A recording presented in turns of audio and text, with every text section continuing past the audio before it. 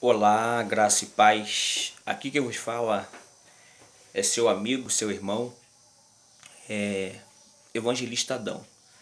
Eu quero aproveitar esta oportunidade, este vídeo, e nós vamos estar postando aí nas nossas redes sociais.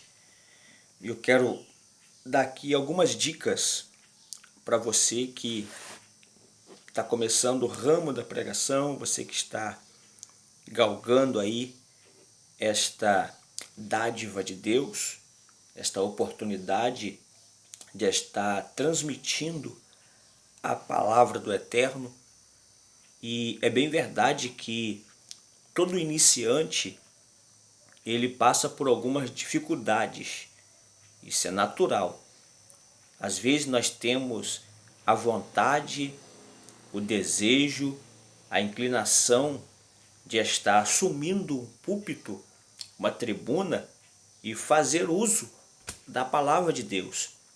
Mas é bem verdade também que muitas das vezes nós assumimos essa tribuna, assumimos esse púlpito de forma que muitas das vezes não temos o preparo básico para a exposição da palavra. E existe pelo menos 5, vamos dizer assim, passos necessários para um desenvolvimento de um sermão.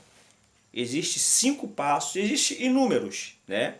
Quando a gente estuda um pouquinho a palavra de Deus, a gente vai partir para a homilética, nós vamos buscar a exegese do texto, a interpretação do texto. Dentro dessas matérias, dessas ferramentas que a teologia ela nos proporciona, ela vai te direcionar algumas ferramentas necessárias para você montar um sermão, né? E o primeiro passo necessário, para não ficar muito grande esse vídeo, né, no máximo aí 5 minutos, 4, 5 minutos, vamos adiantar aqui.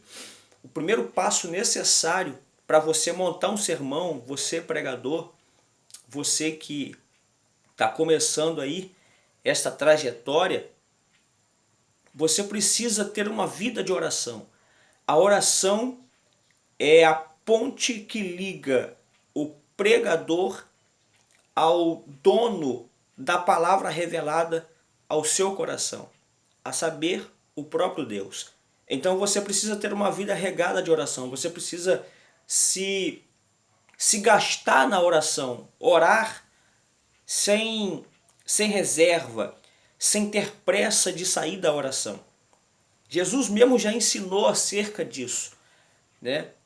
Se nós tivermos alguma coisa a pedir, entra no teu quarto e fala com teu Deus em secreto e ele te recompensará, né? Então a oração é o primeiro passo para você montar um sermão, para você ter condições de conhecer o dono da Bíblia, né?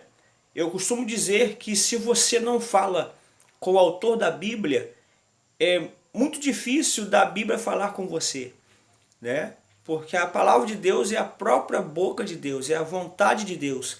Então quando nós falamos com Deus, nós estamos conversando com o Deus da Bíblia. Aí o segundo passo é você selecionar, escolher um texto a qual você vai montar o teu sermão, né? O sermão ele possui o texto base, ele possui o tema central que você vai estar abordando, ele possui as divisões dos tópicos e a aplicação desses tópicos e depois finalizando com a conclusão. Então são 4 pontos que você vai trabalhar para montar o seu sermão. O texto base, introdução, tópico 1, 2 e 3, eu sempre utilizo 3 tópicos para não ficar muito enfadonho, né? Depois desses 3 tópicos, você aplica esses tópicos, né, de forma bem prática no decorrer, no desenvolvimento da tua mensagem, e depois você vai concluir o teu sermão. Feito isso, você vai entregar o microfone a quem de direito e certamente você terá êxito, resultado positivo no desenvolvimento do teu sermão. Então o segundo passo que você precisa agora interpretar esse texto que você escolheu. Você lê esse texto, selecionou o texto, leu o texto várias vezes.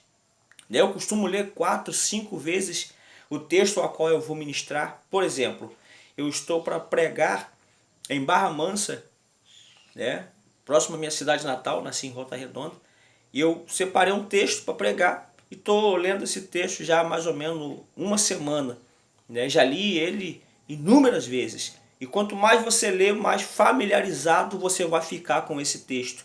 Então, recapitulando, primeiro, vida de oração. Segundo, seleciona o texto. Terceiro, você vai buscar agora a interpretação desse texto. Fazendo isso, você vai para a terceira etapa.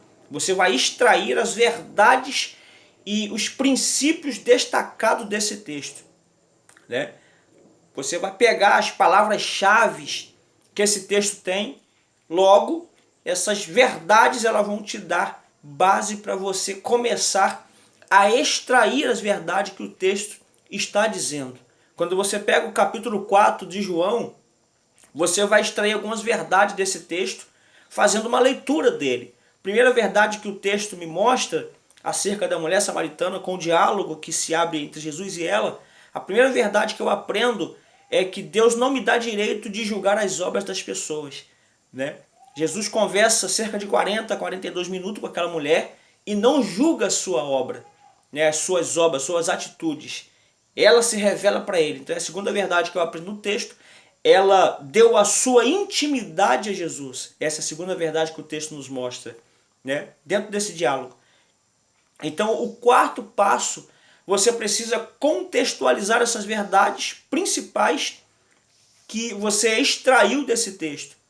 Fazendo isso, você seleciona um dos princípios que você vai dar fórmula para esses princípios dentro do próprio texto e você vai conseguir aí montar o teu sermão.